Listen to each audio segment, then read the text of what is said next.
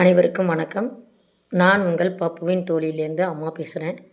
ரொம்ப நாளாக நான் வீடியோ போடவே இல்லை. அதுக்காக எனக்கும் வருத்தமாக தான் இருக்குது. இருந்தாலும் எல்லோரும் இடைப்பட்ட காலங்களில் எல்லோரும் நலமோடு இருப்பீங்க அப்படிங்கிற நம்பிக்கை எனக்கு இருக்குது. இன்றைக்கி உங்கள்கிட்ட வாழ்க்கையை பற்றின ஒரு சில விஷயங்கள், என் அனுபவத்தில் நான் கற்றுண்ட விஷயங்களை உங்கள்கிட்ட ஷேர் பண்ணுறதுல எனக்கு ரொம்ப மகிழ்ச்சி.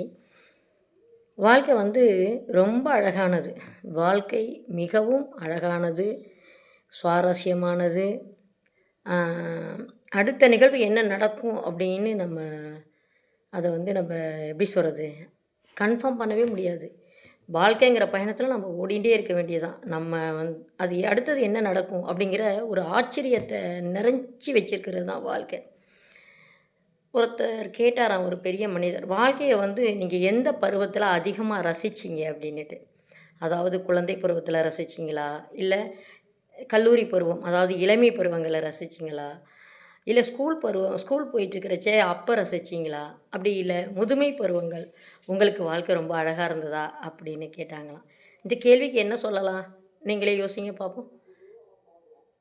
என்னை பொறுத்த வரையில் வாழ்க்கை எல்லா பருவத்திலையும் ரொம்ப அழகானது அப்படின்னு தான் நான் சொல்லுவேன். ஒவ்வொரு பருவத்திலையும் ஒவ்வொரு விஷயங்களை நம்ம அனுபவிச்சுட்டு வருவோம். எல்லா பருவத்தையும் நம்ம அனுபவித்தா தான் நம்ம வாழ்க்கை முழுமையடையும். சரியா? இப்போது வாழ்க்கை அப்படி இல்லை.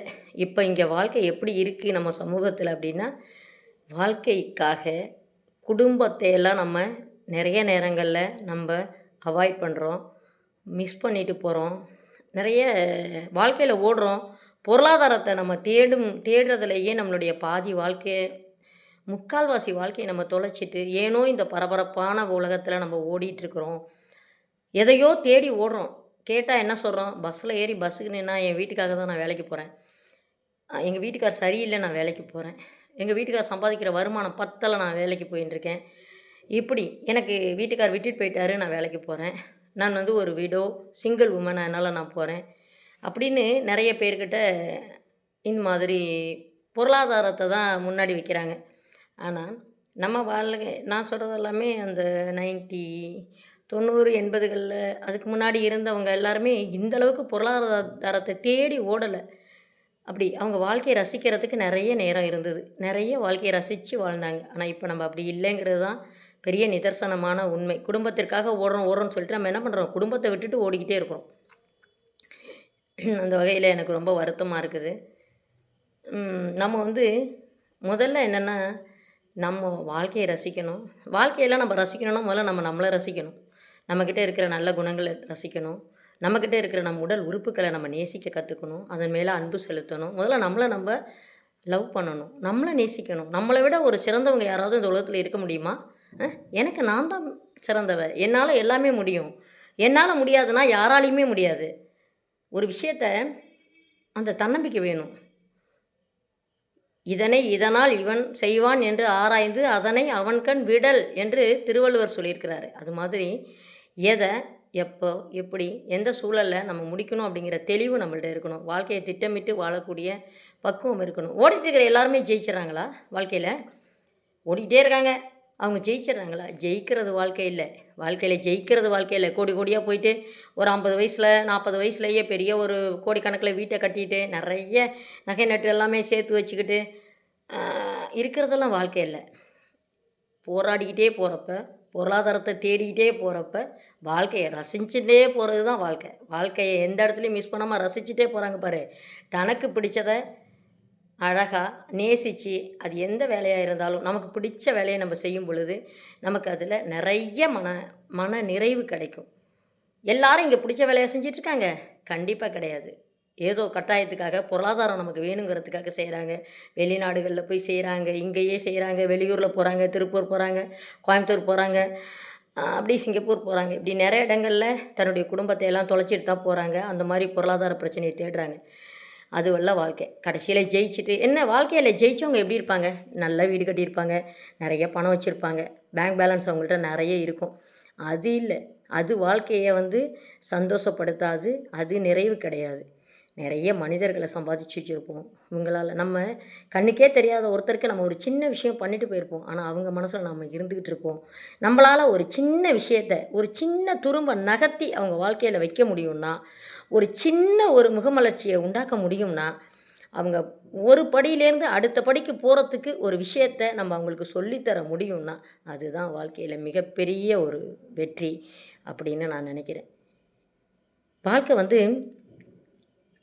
ரொம்ப ரொம்ப அழகானது. ரொம்ப ரொம்ப நேசம் மிகுந்தது. இந்த வாழ்க்கையில பொறாமை, அடுத்தவங்க நல்லா இருக்கிறாங்க, அப்படி இருக்காங்க, இப்படி இருக்காங்கன்னு நம்மள மட்டுமே நம்ம சிந்திச்சு, நம்ம என்ன பண்ண போறோம்? பின்னாடி நெறைய பேசுவாங்க தான். இவங்களுக்கு என்ன அப்படின்னு சொல்லுவாங்க. அந்த புறம் பேசுகிறவங்கள நம்ம காதுலயே வாங்கக்கூடாது. ஒண்ணு தெரிஞ்சுக்கோங்க. நம்மள ஒருத்தர் புறம் பேசுகிறாங்கன்னா, அவங்க ஒரு தகுதியே இல்லாத ஒரு நபர்ன்னு சொல்றதெல்லாம் நம்ம என்ன பண்ணக்கூடாது, நம்ம கவனத்துல நம்ம எடுத்துட்டு வரவே கூடாது. தகுதியே இல்லாத ஒருத்தர் சொல்கிறதுக்காக நம்ம வருத்தப்பட்டு நம்ம முடங்கி போய் உட்காந்துருப்போமா என்ன? ஆ? அவங்களுக்கு நம்மளை பற்றி என்ன தெரியும்? நம்மளுடைய லைஃப் ஸ்டைல் என்னன்னு தெரியும்? நம்மளுடைய ஃபேமிலி சுச்சுவேஷன் என்னன்னு தெரியும்? அவங்களுக்கு எதுவுமே தெரியாது. அப்படி எதுவுமே தெரியாத ஒருத்தர் சொல்கிற கருத்துக்களுக்கு நம்ம என்ன பண்ணக்கூடாது? அதை அங்கீகரித்து அதுக்காக நம்ம முடங்கி போகக்கூடாது. அதுவும் பெண்கள்னாலே நிறைய ஸ்ட்ரகிள் சொல்லுவாங்க. சொல்லுவாங்களா இல்லையா? அதையெல்லாம் என்ன பண்ணணும்? தூக்கி போட்டுட்டு போயிட்டே இருக்கணும். நமக்குன்னு ஒரு இலக்கு இருக்குது. நமக்குன்னு ஒரு நிர்ணயிச்சிருப்போம். எதை நம்ம அடையணும்னு நினைக்கிறோமோ அதை அடையிறதுக்காக நம்ம ஓடிக்கிட்டே இருக்கணும். ஓடிட்டே இருக்கும் பொழுது வாழ்க்கையை ரசிச்சுக்கிட்டே ஓடணும். நம்ம ஹெல்த்தை, நம்மளுடைய ஆரோக்கியத்தை அதை ரொம்ப முக்கியமாக பார்த்துக்கணும். அதை பார்த்துக்கிட்டே ஓடணும். நான் ஒன்று சொல்லட்டுமா? அதாவது ஸ்வாட், SWOT. அதாவது நம்மளுடைய strength, S for strength, W for weakness, O for opportunities, T for threats. அதாவது நமக்கு என்ன பலம் இருக்குது, நம்மக்கிட்ட என்ன டேலண்ட் இருக்குது, நம்ம எந்த வகையில் போனால் நம்ம ஜெயிக்க முடியும், நம்ம ஆத்மார்த்தமாக நம்மளுடைய பணிகளை செய்ய முடியும் அப்படின்னு நினைக்கணும். நம்மளுடைய பலம் என்ன, அடுத்தது நம்மளுடைய பலகீனம் என்ன, எதுக்கெல்லாம் நம்ம வந்து ஈஸியாக நம்ம அடிபணிஞ்சிருவோம், எதுக்கெல்லாம் நம்ம வந்து அதாவது இலகுன மனசோடு நம்ம இருந்துருவோம். சில நேரங்களில் நம்ம இலகுன மனசால் நிறைய விஷயங்களை என்ன பண்ணியிருப்போம், நம்ம இழந்திருப்போம். அதே மாதிரி நமக்கு என்ன வாய்ப்புகள் இருக்குது, இப்படி பரந்த உலகத்தில் எவ்வளவோ வாய்ப்புகள் இன்றைக்கி இருக்குது. இதுக்கு முன்னாடி சொல்கிறத விட இப்போ இன்டர்நெட்டு அது இதுன்னு சொல்லிட்டு நிறைய இப்போ வாய்ப்புகள், இப்போ ஃபாரினில் இருந்தாலும் சரி, இப்போ எதுவாக இருந்தாலும் நேராக பார்த்து நம்மளால் பேசிக்க முடியுது. உலகம் ரொம்ப சுருங்கிருச்சு, மனித சக்தி ரொம்ப குறைஞ்சி போச்சு, எல்லாமே எந்திரமயமாயிடுச்சு இல்லையா? சொல்கிற மாதிரி என்எஸ் கிருஷ்ணன் பாடின மாதிரி, பட்டனை தட்டி விட்டால் தட்டில் 2 இட்லியும் காஃபியும் பக்கத்தில் வந்துடணும், கட்டிலுக்கு மேலே ஃபேனு காற்றை சுற்றணும், காலங்காட்டும் கருவியும் வேணும் அப்படிங்கிற கதை இப்போ நடந்துட்டுருக்கு. மனித உழைப்பை விட மெஷினரிஸ் நிறைய இடத்துல பார்த்தா ஃபாரினில் ரோபோ வந்துருச்சான். ரோபோவே எல்லா வேலையும் செய்தான். பார்க்குறப்ப ரொம்ப ஒரு பக்கம் அக்ரிகல்ச்சரில் அப்படி தான், எல்லாமே மெஷினரிஸு. யாருமே இப்போ விவசாயம் அப்படிங்கிறத பொறுத்த வரைக்கும் மனிதர்கள் சக்திக்கு அங்கே வேலையே இல்லாமல் போயிடுச்சு. இப்படிலாம் இருக்கும் பொழுது அதோட இலவசங்கள் வர ஆரம்பித்தோன்னு மனிதர்களுக்கு உழைக்கிற ஆர்வமே என்ன பண்ணுது, போயிடுச்சு. அதனால் இதை எல்லாமே கருத்தில் கொண்டுட்டு நம்ம பலம் என்ன, நம்மளுடைய பலகீனம் என்ன, நமக்கு இருக்கிற வாய்ப்பு என்ன, நமக்கு இருக்கிற அச்சுறுத்தல் என்ன, இதையெல்லாம் நம்ம கரெக்டாக கணக்கு போட்டு நம்ம வாழ்க்கையில் என்ன பண்ணணும், ஓடிட்டே இருக்கணும் அப்படிங்கிறது தான் ஆசை. இளைய சமூகத்துக்கு மட்டும் நான் ஒன்றே ஒன்று சொல்லிக்க ஆசைப்பட்றேன். ஓடுங்க, பணத்தை தேடுங்க. உங்கள் வாழ்க்கையில் பொருளாதாரத்தில் நீங்கள் நல்லா முன்னாடி வரணும் அப்படிங்கிறதுக்காக நீங்கள் நிறைய ரிஸ்க் எடுக்கிறீங்க. அந்த காலத்து இளைஞர்களுக்கு எல்லாமே பார்த்தா 20 வயசு 22 வயசுலலாம் கல்யாணம் பண்ணாங்க. இப்போ அப்படி இல்லை. ஒவ்வொரு இளைஞர்களும் எனக்கு 29 வயசு 30 வயசு நான் ஒரு வீடு கட்டணும், நான் சம்பாதிச்சு என் தங்கையை கல்யாணம் பண்ணி கொடுத்துட்டு நான் பண்ணணும்னு நிறைய இலக்குகளை வச்சுக்கிட்டு சகோதரிகளுக்காக, பெற்றவங்களுக்காக ஓடக்கூடிய இளைஞர்கள் நிறைய இங்கே நான் பார்க்குறேன். அப்போல்லாம் சொல்லுவாங்க ஒரு 20 22 வயசானால் கால் கட்டு போடணுன்னு. இப்போ அதெல்லாம் இல்லை, எங்கேயுமே இல்லை. அந்த மாதிரி பேச்சியே இப்போ நடையில் இல்லை. அதனால் வந்து இவங்கெல்லாம் வந்து ஓடும் பொழுதே நல்லா வாழ்க்கை எப்பயுமே செட்டில் ஆகாதுங்க. வாழ்க்கையை நம்ம செட்டில் பண்ணுறோம்னு சொல்கிறோம், எப்பயுமே செட்டில் ஆகாது வாழ்க்கை. இந்த தேவை போணுச்சுன்னா இன்னொரு தேவைகள் நமக்கு வந்துக்கிட்டே தான் இருக்கும். எதெல்லாம் நமக்கு கிடைக்குதோ அதெல்லாம் தாண்டி தான் இந்த மனசு ஒரு குரங்கு, அது ஆசைப்பட்டுட்டே இருக்கும். அது அடுத்தடுத்த ஸ்டெப்புக்கு நம்ம போக தான் நினைப்போமே ஒழிய, இது போதும் அப்படின்னு நம்மளால் வந்து இருந்துக்கவே முடியாது. அதை நம்ம ரொம்ப நல்லா புரிஞ்சு வச்சுக்கணும். அடுத்ததாக பெற்றவங்களுக்கு வந்து நம்ம பேரண்ட்ஸுக்கு வந்து நிறைய இப்போ பொறுத்த வரைக்கும் நான் இதை மட்டும் தான் இளைஞர்களுக்கு சொல்கிறேன். எல்லாத்துலேயுமே ரொம்ப நல்லாவே மெச்சூராக நடந்துக்கிற இளைஞர்கள் பேரண்ட்ஸையும் நல்லா அரவணைச்சு கொண்டுட்டு போங்க. இப்போ ஒரு 50 வயசுக்கு மேலே உங்கள் வீட்டில் பேரண்ட்ஸ் இருந்தாங்கன்னா அவங்க கையை கொஞ்சம் அழுத்தி பிடிச்சிக்கோங்க. அவங்க கையை கொஞ்சம் இருக்க பற்றிக்கங்க. அதுதான் அவங்களுக்கு நீங்கள் கொடுக்குற மிகச்சிறந்த ஆறுதல். ஒரு டைம்னா சாப்பிட்டீங்களா, அப்பா சாப்பிட்டியா, அம்மா சாப்பிட்டியா, ஒரு ஃபோன் பண்ணி கேளுங்க. உங்கள் பணம் அவங்களுக்கு பெரிய தேவையில்லை. அவங்க ஹெல்த் நல்லா இருக்கியா அப்படின்னு கேளுங்க. அவங்கள்ட்ட உங்களுக்கு அவங்க பேச நேரம் இல்லைனாலும், அவங்களுக்கு நிறையா உங்ககிட்ட பேசுகிறதுக்கு நேரம் இருக்கும். அவங்களுக்காக டைம் ஸ்பெண்ட் பண்ணுங்க.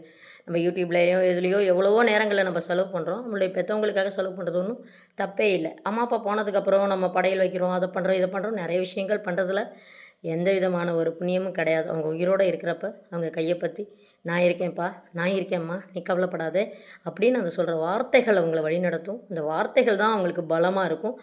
அவங்க உடல் ரீதியாகவும் கஷ்டப்படும் பொழுது அவங்க மன ரீதியாக ரொம்ப தெம்பை கொடுக்கும். அப்படிப்பட்ட பிள்ளைகள் இந்த சமூகத்துக்கு ரொம்ப தேவை. எல்லா பிள்ளைகளையும் அந்த மாதிரி இருக்கணும். என் பிள்ளைகளையும் சேர்த்து தான் நான் சொல்கிறேன். எல்லா பிள்ளைகளும் அந்த மாதிரி இருக்கணுங்கிறது தான் என்னுடைய ஆசை. இப்போது வயசாகிடுச்சின்னு வருத்தமே படாதீங்க. வயசு எந்த ஒரு விஷயத்துக்கும் தடையே கிடையாது என்னை பொறுத்த வரைக்கும். Age is not important in our life. நம்மளுடைய லைஃப்பில் வயசு வந்துங்கிறது ஒரு நம்பர் தானே ஒழிய அது எதையுமே சாதிச்சிடாது. 20 வயசில் உட்காந்துருக்கிறவனும் இருக்கான், 70 வயசில் ஓடின்னு இருக்கிறவனும் இருக்கிறான். அதனால் வயசு ஒரு தடையே கிடையாது. எப்பயுமே உங்களை நீங்கள் அழகாக வச்சுக்கோங்க. உங்களை அழகாக பாருங்கள். உங்கள் கைகளுக்கு நன்றி சொல்லுங்கள். என்னை இவ்வளோ வயசு வரைக்கும் என்னை நல்லா வச்சுருக்கு. இந்த கரங்களில் எத்தனை வேலையை நீங்கள் பார்த்துருப்பீங்க. உங்கள் கால்கள் உங்களை எத்தனை இடத்துக்கு பயணப்படுத்தியிருக்கோம். பயணப்பட்டு உங்கள் கால்கள் மூலியமாக போயிருப்பீங்க. உங்கள் உடல் உறுப்புகள் அத்தனைக்கும் உங்கள் இதயம் எவ்வளவு சிறப்பாக அந்த உடல் உறுப்புகள் எல்லாம் வேலை பார்த்தா நம்ம இந்த அளவுக்கு வாழ்க்கையில் ஓடிட்டு இருந்துகிட்டே இருக்க முடியும் ஆரோக்கியமாக. அதனால் நன்றி சொல்ல கற்றுக்கங்க. உங்கள் உடல் உறுப்புகளுக்கு நன்றி சொல்லுங்கள். அதே மாதிரி சின்னவங்களாக இருந்தாலும் பெரியவங்களாக இருந்தாலும் ஒரு சின்ன விஷயம், ஒரு உதவி நமக்கு கிடைச்சா அவங்களுக்கு முதல்ல நம்ம நன்றி சொல்கிற பழக்கத்தை கற்றுக்கங்க. ஒரு பெரியவங்க பார்க்குறோம், ஒரு சின்ன விஷயம், நமக்கு ஒரு பஸ்ஸில் போயிட்டுருக்குறோம், ஒரு கண்டக்டரு டிக்கெட் கொடுக்குறாரு, டிக்கெட் கொடுத்து ஒருத்தருக்கு வாங்கி கொடுக்குறாங்க, அவங்களுக்கு நன்றிங்க அப்படின்னு சொல்லுங்கள். தப்பு இல்லை. நன்றி சொல்கிறதுனால நம்ம ஒன்றும் குறைஞ்சி போயிட மாட்டோம். ஏன் நம்ம இறங்க போகிறப்ப டிரைவருக்கு கூட நன்றி சொல்லிட்டு வரலாம். ஏன்னா நான் போக வேண்டிய இடத்துக்கு என்னை கொண்டு போய் பத்திரமா சேர்த்ததுக்கு அவருக்கு நன்றி நம்ம சொல்லலாம். தினம் பிரபஞ்சத்துக்கு நன்றி சொல்லலாம். காலையில் எழுந்தோன்னு கொஞ்சம் எல்லோரும் எக்ஸசைஸ் பண்ணுங்கள். வாழ்க்கை ரொம்ப அழகானது. ரொம்ப நேசித்து வாழுங்க. அதே மாதிரி இந்த ஒரு 50 வயசுக்கு மேலெலாம் எந்த ஒரு விஷயத்தையும் மைண்டில் ஃபிட் பண்ணாதீங்க. கொண்டு போய் ஏற்றிக்காதீங்க. யாராவது என்ன சொன்னாங்களா, சிரிச்சிட்டே கடந்து போங்க, அவ்வளோதான். நம்ம ஃபேமிலியில் இருக்கிறவங்க நம்மளை பற்றி ஏதாவது சொன்னாலோ, ஏதாவது நம்மளுக்கு நல்ல முக்கியமானவர்கள், நம்ம வாழ்க்கைக்கு நிறைய பேர் வழிகாட்டியாக இருந்திருப்பாங்க. அவங்க நம்ம செய்கிற செயல்கள்லேயோ, நம்ம எடுக்கிற ஒரு விஷயங்கள்லேயோ குறைநிறைகள் சொல்லும்போது அதை வரவேற்குங்க, அதை கன்சிடர் பண்ணுங்கள். ஆனால் தெருவோரம் போகிறவங்களாம் நம்மளை பார்த்து எதாவது சொன்னாங்கன்னா ஜஸ்ட்டு ஒரு ஸ்மைல், அவ்வளோதான். அந்த ஸ்மைல் அவங்கள சாகடிக்கணும். அந்தளவுக்கு ஸ்மைல் பண்ணிவிட்டு என்ன பண்ணுங்கள், அதையும் கடந்து போயிட்டே இருங்க. அதுதான் இன்றைக்கி நான் சொல்லணும்னு நினச்சேன். நிறைய வாழ்க்கையை ரசிக்கணும், அதுதான். ஏன்னா இந்த வாழ்க்கையை நம்ம மனிதர்களாக பிறக்க போகிறது இந்த ஒரு பிறவி தான். அதே மாதிரி வாழ்க்கையில் பாசிட்டிவாகவே யோசிக்கணும்னு செய்ய முடியாது. வாழ்க்கையில் நெகட்டிவ் இருக்கத்தான் செய்யும். நெகட்டிவை கடந்து தான் நம்ம பாசிட்டிவாக பார்க்க முடியும். தோல்வி இல்லாமல் வெற்றி இல்லவே இல்லை. தோல்வி தான் வெற்றியின் முதல் படி. அதனால் அந்த தோல்வியை சந்திக்காமல் யாருமே வெற்றியை சந்திக்கவே முடியாது. சரியா? இந்த நேரத்தில் ஒரு விஷயத்தை மட்டும் நான் சொல்கிறேன். எப்பயுமே எனக்கு எங்கள் அப்பாவும் அண்ணனும் சொல்லிக் கொடுத்தது என்ன அப்படின்னா, நம்மளை விட மேலே உள்ளவங்களை பார்க்காம நம்மளுக்கு கீழே கஷ்டப்படுறவங்கள பார்க்கணும். பொருளாதார ரீதியில் அவங்க கஷ்டப்படுறாங்க.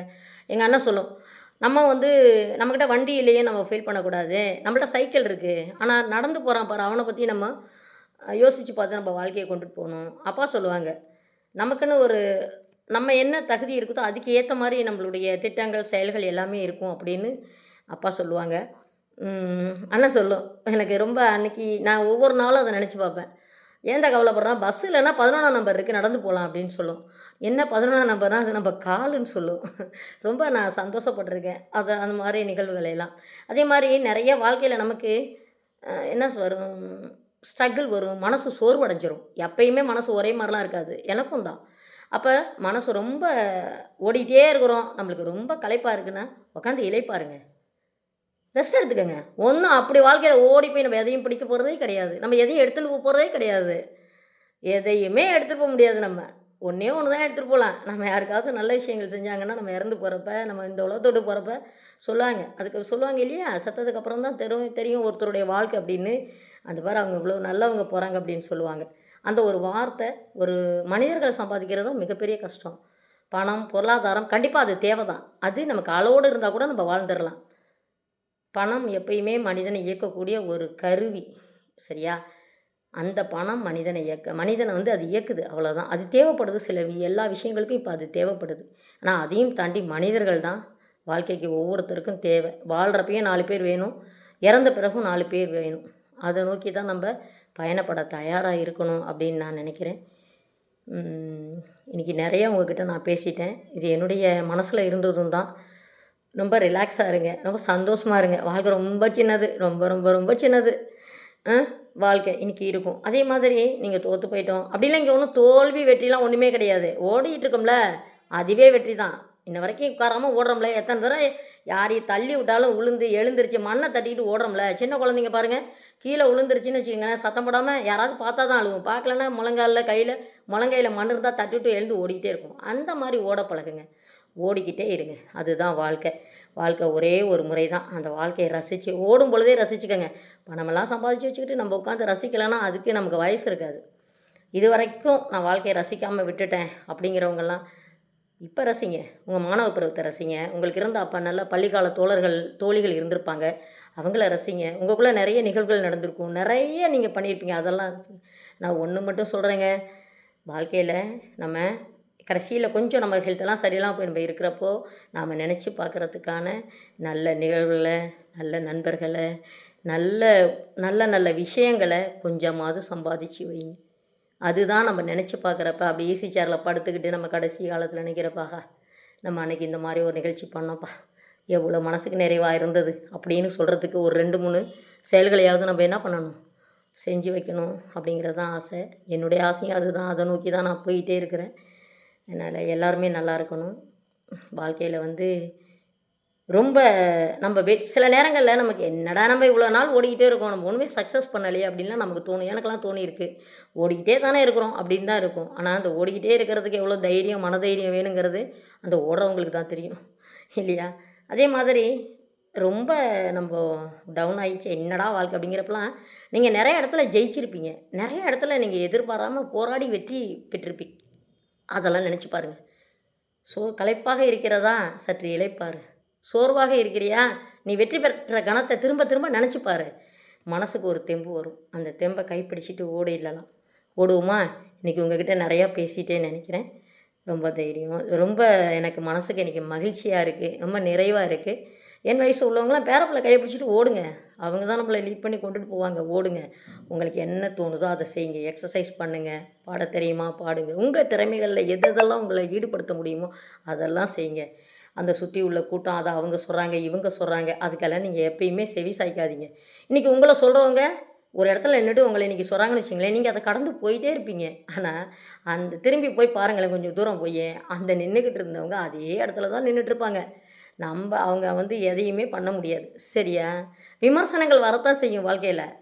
என்னை 10 பேர் நல்லவங்கன்னு சொல்லுவாங்க, ஒரு 20 பேர் கெட்டவங்கன்னு சொல்லுவாங்க, என்ன இந்த அம்மாவுக்கு வேலை இல்லைன்னு சொல்லுவாங்க. அதெல்லாம் பற்றி நம்ம கவலையே படக்கூடாது. நாம் என்ன செய்கிறோம், எதுக்காக செய்கிறோம் அப்படிங்கிறதுல நம்ம தெளிவாக இருந்தால், நம்மளுடைய எண்ணங்கள் செயல்கள் கரெக்டாக இருந்ததுன்னா, நம்ம வாழ்க்கையில் நம்ம யாரை பற்றியும் கவலைப்படாமல் எந்த வயசுலேயும் நம்ம இளமையாகவும் மன தைரியத்தோடையும் தன்னம்பிக்கையோடையும் நம்ம பயணிக்கலாம் அப்படிங்கிறது தான் என்னுடைய தாழ்மையான கருத்து. இதை எல்லாருமே கேளுங்க. என்னுடைய சேனலை சப்ஸ்கிரைப் பண்ணுங்கள். தொடர்ந்து நான் வெவ்வேறு நிகழ்வுகள் வெவ்வேறு விஷயங்கள் பற்றி நான் நிறைய செய்யணும் அப்படின்னு ஆசைப்பட்றேன். ஆனால் அதுக்கு ஒன்று ஒன்றா நான் பண்ணலான்னு இருக்கிறேன். உங்களுடைய ஒத்துழைப்பும் உங்களுடைய கருத்தும் என்ன மாதிரி உங்கள் கமெண்ட் இதெல்லாமே நான் ரொம்ப வரவேற்கிறேன். ரொம்ப மகிழ்ச்சியாக இருக்குது எனக்கு. என்னை போலவே நீங்கள் எல்லாருமே மகிழ்ச்சியாக இருக்கணும் அப்படி நான் நிறைய பேர் கேட்பாங்க. என்கிட்ட கேட்குற ஒரே கேள்வி, எப்போ பார்த்தாலும் எப்படி நீங்கள் உங்கள் முகத்தில் ஒரு மகிழ்ச்சி இருந்துக்கிட்டே இருக்குது அப்படின்னு.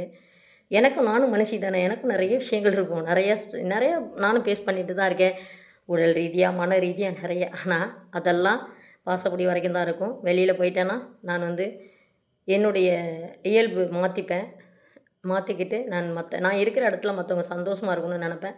என்னுடைய சோகங்களை யாருக்கிட்டையும் நான் ஷேர் பண்ணக்கூடாதுன்னு நினப்பேன். அதனால் எதுவும் வரப்போகிறதில்ல, சரியா? நம்ம எந்த இடத்துக்கு போனாலும் நம்ம அந்த இடத்துல நம்ம மற்றவங்கள சிரிக்க வைக்கக்கூடியவங்களாகவும் மகிழ்ச்சிப்படுத்தக்கூடிய சந்தோஷம் தான் இன்றைக்கி யாருக்குமே கிடைக்கல.